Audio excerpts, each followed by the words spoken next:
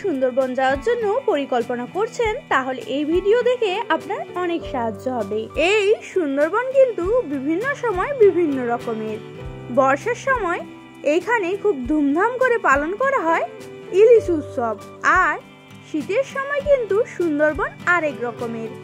এক বর্ষার সময় কিংবা শীতের সময় অর্থাৎ নভেম্বর থেকে ফেব্রুয়ারি, এই দুটো সময় সুন্দরবন যাওয়ার জন্য উপযুক্ত সময় আমার মতামতে। শীতকালে সুন্দর আমেজ থাকে আর সাথে থাকে বাঘ দেখা পাওয়ার সুবর্ণ সুযোগ। অধিকাংশ মানুষ সুন্দরবন যান বাঘের দর্শন পাওয়ার জন্য, কিন্তু অনেকেরই দেখার সুযোগ হয় না। কিন্তু শীতকালে গেলে কিন্তু বাঘ দেখার সম্ভাবনা অনেক অংশে বেশি, কারণ বনের ভেতরে যেহেতু ঠান্ডার আমেজ থাকে, তাই যে কোনো জন্তু জানোয়ার রোদ পোহাতে নদীর ধারে আসে। শুধু বাঘ নয়, নদীর ধারে কুমির, হরিণ, বিভিন্ন প্রজাতির পাখির দেখা পাবেন শীতকালে। আর সঙ্গে রয়েছে জমিয়ে খাওয়া দাওয়া। সুন্দরবনে সৌন্দর্য উপভোগ করার জন্য আমি শিয়ালদহ থেকে 7:42-এর ক্যানিং লোকাল ধরে সরাসরি চলে গিয়েছিলাম ক্যানিংয়ে। ক্যানিং স্টেশনের বাইরেই আপনারা যে ট্যুর অপারেটর বুক করবেন তারা আপনাদের নিয়ে যাওয়ার জন্য অপেক্ষা করবে, বা আগে থেকে যারা বুক না করে যাবেন স্টেশনের বাইরে দুপা হেঁটেই অনেক ট্রাভেল এজেন্সির বুকিং কাউন্টার পেয়ে যাবেন। আমরা যেহেতু একসাথে 150-200 জন ছিলাম, তাই আমাদের জন্য দুটো বাস পাঠানো হয়েছিল ট্রাভেল এজেন্সির পক্ষ থেকে। ক্যানিং স্টেশন থেকে ট্যুর অপারেটররা আপনাদের অটো কিংবা বাসে করে নিয়ে যাবে সোনাখালীর ফেরিঘাট। এরপর সোনাখালীর ফেরিঘাট থেকেই শুরু হবে লঞ্চে করে সুন্দরবনের উদ্দেশ্যে জলযাত্রা। একে একে সবাই মিলে লঞ্চে উঠে পড়েছিলাম। লঞ্চের মধ্যে সমস্ত রকমের ব্যবস্থা রয়েছে। যেহেতু আমরা বেশিরভাগ সময়টাই এই লঞ্চের মধ্যেই কাটাবো, তাই সমস্ত রকমের সুযোগ সুবিধা এই লঞ্চটার মধ্যে রয়েছে। সুন্দর চেয়ারের ব্যবস্থা রয়েছে, এখানে বসে জলপথের সুন্দর দৃশ্য উপভোগ করার জন্য। আর নিচে রয়েছে ওয়াশরুম, চেঞ্জিং রুম আর অনেকগুলো বিছানা। চাইলে রেস্ট নিয়ে নেওয়া যাবে সেরকম ব্যবস্থাও আছে। আমাদের বেশিরভাগ জনের লাগেজগুলোই ছিল বিছানার উপরে রাখা, কেউ কেউ রেস্টও নিচ্ছিল। আপনারা চাইলেই এই বিছানার উপর বসে কিংবা শুয়ে শুয়ে এই জলপথে সুন্দর দৃশ্য উপভোগ করতে পারেন, কারণ বিছানার সাইডেই এরকম জানালা আছে। এরপর আমাদের লঞ্চ সোনাখালীর ফেরিঘাট থেকে সুন্দরবনের উদ্দেশ্যে রওনা দিয়ে দিয়েছিল। সবাই প্রচুর পরিমাণে এক্সাইটেড ছিল, যদিও আমার সুন্দরবন যাত্রা ছিল এটা নিয়ে দ্বিতীয়বার। লঞ্চ ছাড়ার সাথে সাথেই হাতে দিয়ে দিয়েছিল কেক, চিপস, বিস্কিট। এরপরেই চলে এসেছিল সকালের জলখাবার, লুচি আর আলুর দম আর মিষ্টি। এরকম লঞ্চে বসে সকালের জলখাবার খাওয়ার অনুভূতিটাই ছিল সম্পূর্ণ অন্যরকম। আমাদের যাত্রা শুরু হয়েছিল মুঘলডুগি নদীর ওপর দিয়ে। এরপর আমাদের পরবর্তী ডেস্টিনেশন ছিল গোসাবা, যেখানে রয়েছিল রবীন্দ্রনাথ ঠাকুরের একটি বাংলো এবং হ্যামিল্টন সাহেবের বাংলো। এই দুটি টুরিস্ট স্পট ছিল গোসাবাতে।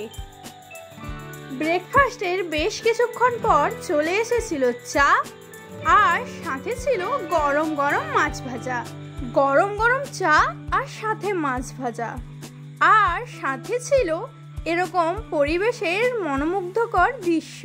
ব্যাপারটা একদম জমে গিয়েছিল, জাস্ট বলে বোঝানো যাবে না। আমাদের ঘুরতে যাওয়ার টিমের সংখ্যা যেহেতু অনেক বেশি ছিল, তাই টোটাল 3টে লঞ্চে করে আমরা গিয়েছিলাম। আর ওনারা এভাবেই এক লঞ্চ থেকে অন্য লঞ্চে গিয়ে খাওয়া দাওয়ারের ব্যবস্থা থেকে বিভিন্ন অসুবিধে হলে এভাবেই মেনটেন করছিলেন। সত্যি ওনাদের সাহসিকতার পরিচয় দিতে হবে। আরেকটা জিনিস বলে রাখা ভালো, যখনই সুন্দরবন ঘুরতে যাবেন সাথে আধার কার্ড কিংবা প্যান কার্ড নিতে ভুলবেন না যেন, কারণ বিভিন্ন টুরিস্ট স্পটে ঘোরানোর আগে ওনাদের কিছু পারমিশন নিতে হয়। এছাড়াও আরও অন্যান্য কারণও রয়েছে। নদীর ধারে ধারে যেদিকেই তাকাবেন বেশিরভাগটাই সুন্দরী গাছের বন দেখতে পাবেন। এরপরেই আমাদের লাঞ্চ করার সময় হয়ে গিয়েছিল। আমরা সবাই মিলে বসে পড়েছিলাম লাঞ্চ করতে। লঞ্চটা একধারে দাঁড় করানো হয়েছিল। তখনই দেখতে পেলাম সুন্দরী গাছ। সবাই দেখলে বলবে তেমন তো কোনো আহামরি নয়, কিন্তু এই সুন্দরী গাছের অনেক গুণাগুণ, যার জন্যে নাম দেওয়া হয়েছে সুন্দরী। আমিও প্রথমেই ভেবেছিলাম সত্যি সুন্দরী তো সুন্দরী নয়, কিন্তু এর অনেক কিছু বৈশিষ্ট্য দেখেই এর নাম দেওয়া হয়েছে সুন্দরী। নদীর পাড়ে এই কাদা মাটিতে দেখতে পেলাম কয়েকটা বাচ্চাকে। আমরা গোসাবার কাছাকাছি ছিলাম। সূর্যের আলোতে নদীর জলটা একদম ঝিকমিক করছে। ফাইনালি গোসাবার ঘাটে চলে এসেছিলাম। আমরা সবাই নেমে পড়েছিলাম টুরিস্ট স্পটে যাওয়ার জন্য। সবাই মিলে হাঁটতে হাঁটতে চলে এসেছিলাম রবীন্দ্রনাথ ঠাকুরের বাংলোতে, যেখানে ঢুকতে 5 টাকা করে এন্ট্রি ফ্রি লেগেছিল। পুরো কাঠের তৈরি এই বাংলো এবং সুন্দর একটি পার্ক আছে। যদি সঙ্গে বাচ্চা থাকে তাহলে তারা ভীষণ আনন্দ পাবে।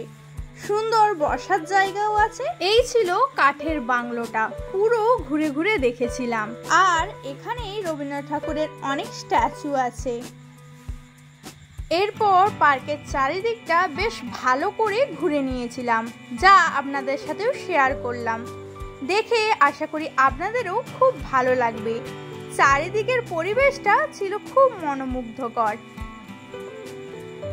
একটা খুব বড় গৌতম বুদ্ধের মূর্তিও বসানো ছিল। সবচেয়ে ভালো লেগেছিল এই বাঘের স্ট্যাচুটি। বাঘ দেখার জন্য এত দূর যাওয়া, সেখানে অরিজিনাল বাঘ দেখতে পাই কিংবা না পাই, স্ট্যাচুটা দেখেই কিছুটা মন শান্ত করে নিয়েছিলাম।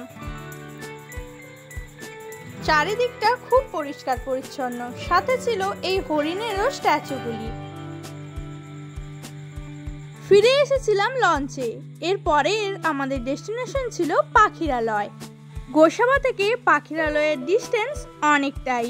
লঞ্চে বসে বসে বিকেল থেকে সন্ধে নেমে এসেছিল, আর বাইরের পরিবেশটাও খুব দারুণ, উপভোগ করার মতো ছিল।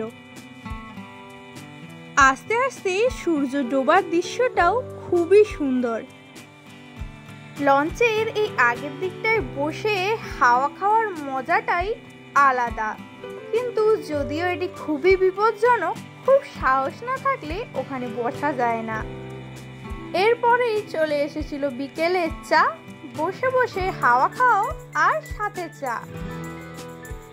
নদীর ধারে যে বনগুলি দেখতে পাবেন, বেশিরভাগ লক্ষ্য করে দেখবেন যে নেট লাগানো, কারণ যাতে বাঘে কিংবা কোনো বন্যজন্তু জানোয়ার যাতে না আসতে পারে।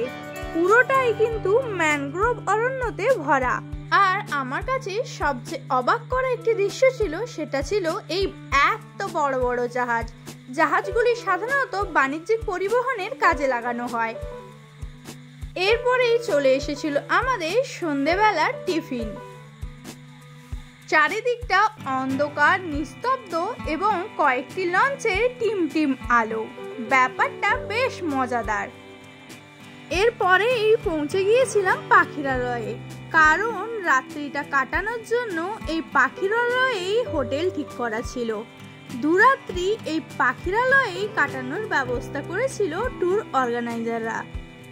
লঞ্চ থেকে নেমেই হোটেল রুম যাওয়ার রাস্তার দুধারেই এরকম প্রচুর পরিমাণে দোকান পেয়ে যাবেন। এখানে সুন্দরবনের বনের মধু, সুন্দরী গাছ এবং এখানের হস্তশিল্পের বিভিন্ন জিনিস পেয়ে যাবেন। আপনজনদের জন্য কিছু নিয়ে আসার জন্য এখান থেকে কেনাকাটা করতে পারেন। অজস্র পরিমাণে রাস্তার দুই ধারে দোকান রয়েছে। সারাদিনে এত টায়ার্ড থাকার পরেও এত জিনিসপত্র দেখে লোভ আর সামলাতে পারিনি, তাই কেনাকাটা করতে শুরু করে দিয়েছিলাম। কেনাকাটা সেরে চলে এসেছিলাম রুমে। যদি ভালো লাগে গান শুনে বা নৃত্য দেখে হাততালি দেবেন, আর যদি ভালো না লাগে চুপ করে বসে থাকবেন, তাও হাততালি দেবেন নিজের। এরপরেই রাত্রিতে ছিল ঝুমুর নাচ, আর এই ঝুমুর নাচের ব্যবস্থা কিন্তু করা হয়েছিল ট্রাভেল এজেন্সির তরফ থেকে। ঝুমুর নাচ শেষ হওয়ার পর বসে পড়েছিলাম ডিনার করতে। এর পরের দিনই ছিল মেন আকর্ষণ, তাই ভোরবেলা উঠেই চলে গিয়েছিলাম নদীর ধারে। বাঘের দেখা পাওয়াটাই ছিল আমাদের কাছে মেন আকর্ষণ। আমরা বাঘের দেখা পাওয়ার জন্য ছুটে যাই সুন্দরবন, কিন্তু ওইখানের মানুষেরা চান যাতে বাঘের দেখা না হয় সারা জীবনে। এমনই কষ্টে দিন কাটে ওনাদের। এরপর সবাই মিলে উঠে পড়েছিলাম লঞ্চে। আমাদের আজকের প্রথম ডেস্টিনেশন ছিল সজনেখালি। ভোরবেলার চারিদিকের পরিবেশ আর সঙ্গে ছিল দারুণ হাওয়া। চলে এসেছিলাম আমাদের প্রথম গন্তব্যস্থলে সজনেখালি। একে একে লঞ্চ থেকে সবাই নেমে পড়েছিলাম। এখানে নেমে কিছু ফটোশ্যুট করে নেওয়ার পর ভেতরের দিকে প্রবেশ করেছিলাম। প্রথমে ঢোকার পরে দেখতে পাবেন এরকম ভাবে ঘেরা আছে বেশ কিছুটা এরিয়া। এর মধ্যে নাকি কচ্ছপ সংরক্ষিত করে রাখা আছে, কিন্তু আমি কোনো কচ্ছপের দেখা পাইনি। এরপরেই দেখতে পাবেন এরকম একটা বড় পুকুর এবং এর মধ্যে বিলুপ্ত প্রজাতির কচ্ছপ রয়েছে। এখানেও কোনো কচ্ছপের দেখা পাইনি। পুকুরটা পেরিয়েই দেখতে পাবেন ছোট্ট এরকম একটি গেট, এর মধ্য দিয়ে ওয়াচ টাওয়ারের দিকে যাওয়া যায়। আমরাও ওয়াচ টাওয়ারের দিকে এগিয়ে যাচ্ছিলাম সবাই মিলে। এরপর দেখতে পাবেন এরকম একটি কাঁচের ঘরের মধ্যে বিশাল আকৃতির 2-3টে কচ্ছপ সংরক্ষিত করে রাখা আছে। এত পরিমাণে কচ্ছপ দেখার জন্য ভিড় জমেছিল ওখানে, আর প্রত্যেকের হাতে ছিল ফোন কচ্ছপগুলোর ভিডিও করার জন্য। কচ্ছপগুলোও বোধহয় এগুলো দেখে খুব ভয় পেয়ে গিয়েছিল, যার কারণে ওরা ভীষণভাবে ছোটাছুটি করছিল, এদিক থেকে ওদিক, ওদিক থেকে এদিক, স্থিরভাবে কোনো জায়গায় দাঁড়িয়েছিল না। এরপরে সোজা হেঁটেছিলাম ওয়াচ টাওয়ারের দিকে। ওয়াচ টাওয়ারে যাওয়ার জন্য দেখবেন দুপাশে এরকম ঘেরা, আর সোজা রাস্তা ওয়াচ টাওয়ারের জন্য। দুপাশে ঘেরার কারণ কোনো বাইরের জীবজন্তু না এসে আক্রমণ করতে পারে। ওয়াচ টাওয়ারকে যেতে যেতে বাম দিকে যে গাছগুলি দেখতে পাবেন সেইগুলি হলো গোলপাতা গাছ। এখানে মাঝে মধ্যে কুমিরও দেখতে পাওয়া যায়। এই গাছগুলির মধ্যেখানে দেখতে পাবেন ছোট ছোট বাঘ আর হরিণের স্ট্যাচু বসানো আছে। আমরা তো প্রথমেই ভেবেই নিয়েছিলাম যে ওগুলো বাঘ বা কুমির। এরকম একটা বড় ওয়াচ টাওয়ার দেখতে পাবেন, যেখানে উঠে আপনারা অনেক দূর পর্যন্ত বনের দৃশ্য দেখতে পাবেন। ওয়াচ টাওয়ারে উঠেই এরকম একটা মৌচাকের দর্শন পাবেনই। ট্যুর গাইডার এবং ওখানে কয়েকজন আমাদেরকে বলেছিল যে ওয়াচ টাওয়ারের উপরে উঠেও বাঘের দর্শন পাওয়া যায় যদি ভাগ্য ভালো থাকে। তাই ওয়াচ টাওয়ারে উঠে আমরাও চেষ্টা করেছিলাম বাঘ খোঁজার জন্য। ওয়াচ টাওয়ার থেকে বেশ খানিকটা দূরে একটা মিষ্টি জলের পুকুর আছে, যেখানে নাকি বাঘ জল খেতে আসে। এইখানে সরকারি দপ্তর থেকে মধু কিনতে ভুলবেন না যেন। পার্কের মধ্যেই কাউন্টার রয়েছে, আরও বিভিন্ন জিনিস পেয়ে যাবেন। দেখতেই পাচ্ছেন সুন্দর সুন্দর হস্তশিল্পের কাজ, যেগুলো এখান থেকে আপনারা নিতে পারেন।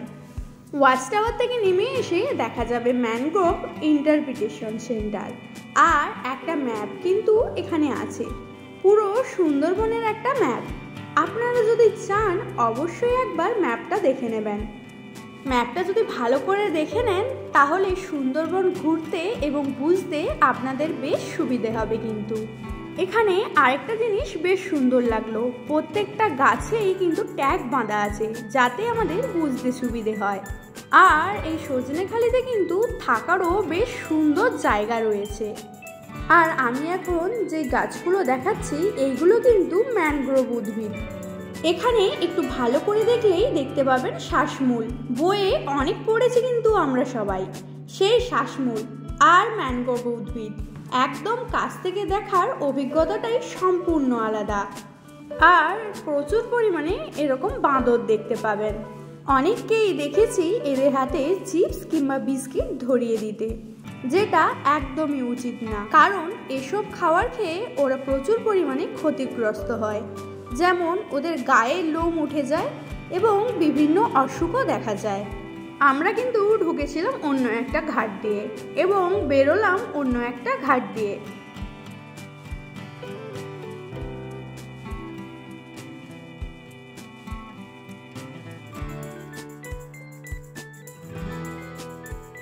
দূরে যেই গাছগুলো দেখানোর চেষ্টা করেছি ওগুলো ম্যানগ্রোভ উদ্ভিদ তো বটেই, কিন্তু ওর শ্বাসমূলগুলো যাতে ভালো করে বুঝতে পারেন সেই জন্য এভাবে ভিডিও করে দেখানোর চেষ্টা করছি।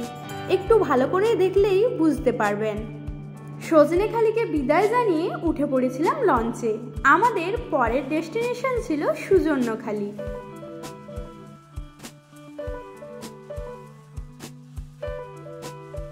লঞ্চে ওঠার পর সেরে নিয়েছিলাম ব্রেকফাস্ট। যিনি আমাদেরকে সুন্দরবন সম্পর্কে গাইড করবেন ওই ট্যুর গাইডার কাকুও চলে এসেছিলেন আমাদেরকে গাইড করার জন্য। ওনার মুখ থেকে বিভিন্ন তথ্য জানলাম, সুন্দরবন সম্পর্কেও জেনে বেশ অবাকই হলাম। ওনার মুখ থেকে সব কিছু শুনতে শুনতেই আমাদের পরের ডেস্টিনেশন সুজন্যখালিতে পৌঁছে গিয়েছিলাম। ঘাটে নেমেই সবচেয়ে প্রথম যাদের সঙ্গে দেখা হয়েছিল সেটা হচ্ছে ওই ছোট ছোট বাঁদরগুলো। প্রচুর পরিমাণে এখানে বাঁদর রয়েছে। ঘাটের গেটটা পেরিয়েই সবার প্রথম যেটা দেখতে পাবেন সেটা হচ্ছে এখানকার বাগদেবতা এবং বনবিবি। এই বাঘের দেবী বা বনদেবীকে এখানের মানুষরা কিন্তু প্রচুর পরিমাণে মানেন। কিছুটা এগিয়ে গিয়েই বাঁ দিকে খেয়াল করলে দেখতে পাবেন বিশাল আকৃতির একটা জাহাজের ধ্বংসস্তূপ পড়ে রয়েছে। একসময় হয়তো এই জাহাজই জলের মধ্যে দাপিয়ে বেরিয়েছে খুব। ডান দিকে দেখলে দেখতে পাবেন এরকম বড় একটি নৌকারও ধ্বংসস্তূপ পড়ে রয়েছে। আরেকটি জিনিস খেয়াল করবেন, এখানে বিভিন্ন গাছের নাম, গাছের বৈজ্ঞানিক নাম, গাছে কখন ফুল ফোটে প্রত্যেকটা কিন্তু চিহ্নিত করা আছে। পড়ে দেখলেই বুঝতে পারবেন। বেশ ভালো লাগলো আমাকে ব্যাপারটা কিন্তু। আর প্রত্যেকটা গাছে কিন্তু এভাবে মার্কিং করে লেখা আছে কোন গাছ।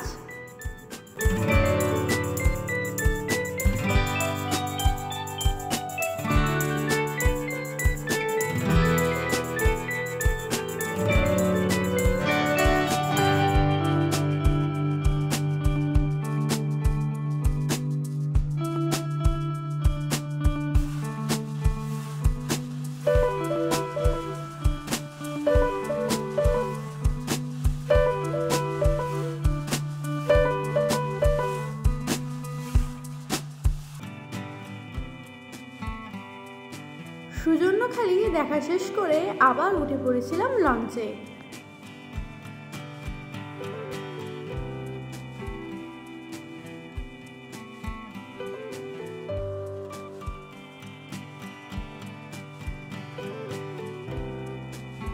সরু খালের মধ্যে দিয়েই লঞ্চ এগিয়ে যাচ্ছিল।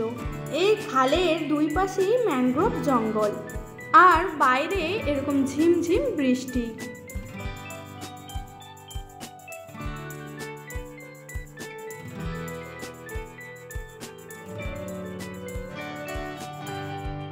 এরপরেই চলে এসেছিলাম পঞ্চমুখী নদী।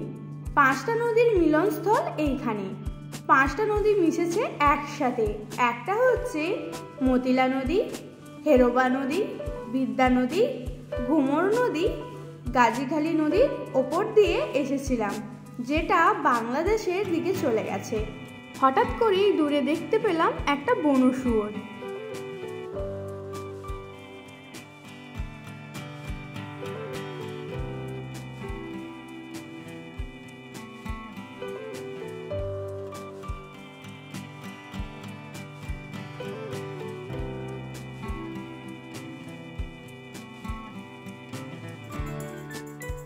এরপরেই চলে গিয়েছিলাম আমাদের পরের ডেস্টিনেশন দোবাকি ক্যাম্পে। পুরো রাস্তাটা নেট দিয়ে ঘেরা রয়েছে, ওয়াচ টাওয়ার রয়েছে এখানেও। এখানে কিন্তু প্রচুর পরিমাণে হরিণ দেখা যায়।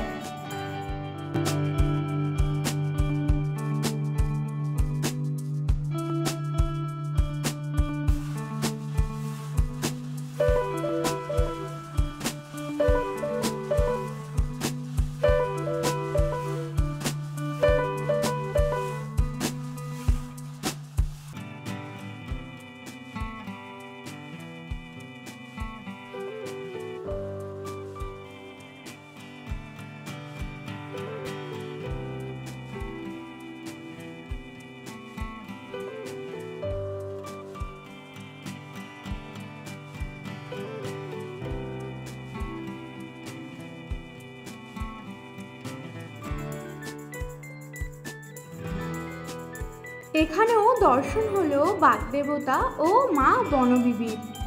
এখানে বনে ঢোকার আগে এখানকার মানুষরা ভক্তি ভরে এই দেবদেবীর পুজো করেন। ওনারা বিশ্বাস করেন যে বাঘের হাত থেকে এই দেবদেবী বাঁচাতে পারেন। এছাড়াও আরও অনেক দেবদেবী রয়েছে এখানে। এই ওয়াচ টাওয়ারটায় উঠে আরেকটা জিনিস দেখতে ভুলবেন না, কিন্তু প্রচুর পরিমাণে লাল কাঁকড়া রয়েছে কিন্তু এখানে।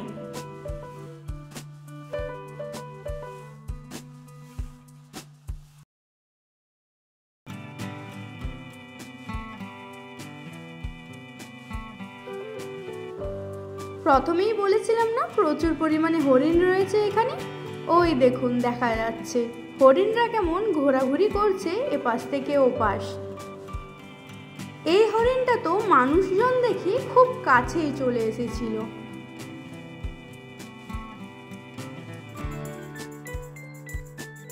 এরপর আবারও ফিরে এসেছিলাম লঞ্চে, লাঞ্চটা সেরে নেব বলে। লাঞ্চ করে একটু রেস্ট নিয়ে আবারও পৌঁছে গিয়েছিলাম আমাদের পরের ডেস্টিনেশন ঝড়খালি ফেরিঘাটে। তোমরা কোথাও সুন্দরবনে যাও আর নাই যাও, এখানে কিন্তু অবশ্যই গিয়েও। সুন্দরবনে বাঘ দেখতে যাব বলে 90% মানুষ কিন্তু এই চিন্তা ভাবনা নিয়েই যান। অবশেষে বাঘের দেখা না পেলে মন খারাপ হয়, কিন্তু আপনারা যদি এই ফেরিঘাটে যান আমি কথা দিলাম বাঘের দেখা পাবেনই পাবেন। কারণ এখানে রয়েছে একটি চিড়িয়াখানা যার মধ্যে রয়েছে বাঘ। শুধু যে বাঘ রয়েছে এমনটা কিন্তু নয়, আরও অনেক পশু পাখিও দেখতে পাবেন আপনারা। অবশ্য টিকিট কেটে ঢুকতে হয় এই পার্কের মধ্যে। পার্কটা একটু হেঁটে যেতে হয় ফেরিঘাট থেকে। পার্কে যাওয়ার পথে দুধারে পেয়ে যাবেন প্রচুর পরিমাণে দোকান। এখান থেকেও চাইলে আপনারা কিছু কেনাকাটা করতে পারেন বাড়িতে আনার জন্য।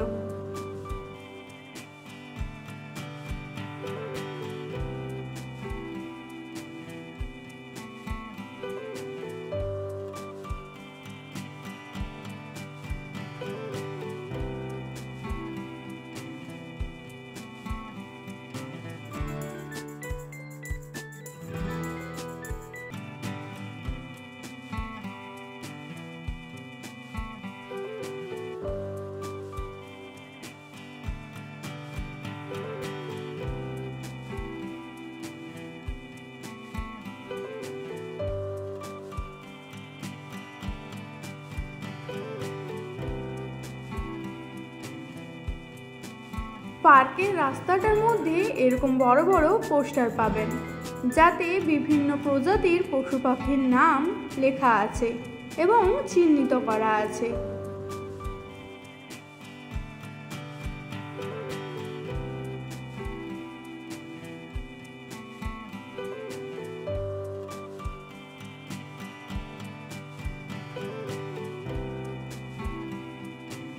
পার্কে যেতে যেতে রাস্তার বাঁ দিকেই এরকম একটি দৃশ্য দেখতে পাবেন। এটা কিন্তু সুন্দরবনের মানুষদের জীবনযাত্রা তুলে ধরেছে। পার্কে টিকিট কেটেই তবেই ঢুকতে পারবেন।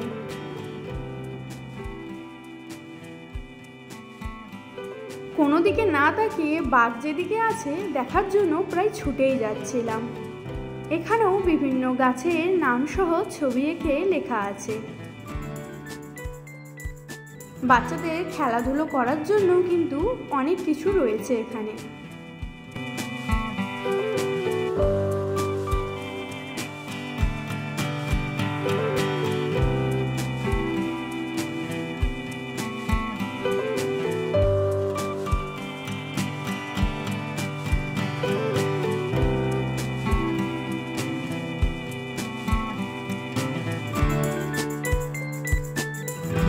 এতদিন হেতাল গাছ বয়েই পড়েছি, ফার্স্ট টাইম চোখের সামনে দেখলাম। এটা গেও গাছ, এটাও বয়ে পড়েছি। আর এই যে লোহার গ্রিল দিয়ে ঘেরা ওই বড় খালটি দেখতে পাচ্ছেন, এতে কিন্তু প্রচুর পরিমাণে কুমির রয়েছে।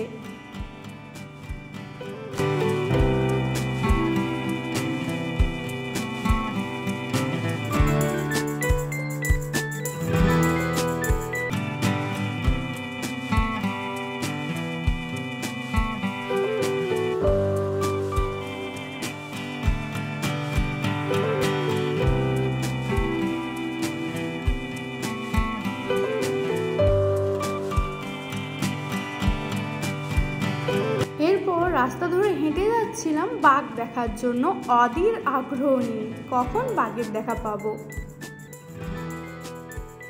ফাইনালি চলে এসেছিল সেই মুহূর্ত। ওই যে দেখা যাচ্ছে বাঘ মামা কেমন ঘুরে বেড়াচ্ছে।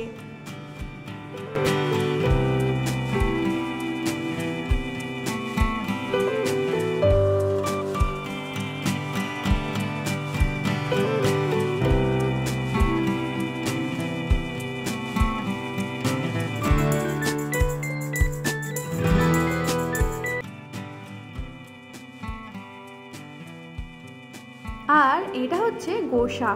এত বড় গোসা ফার্স্ট টাইম এখানেই দেখলাম।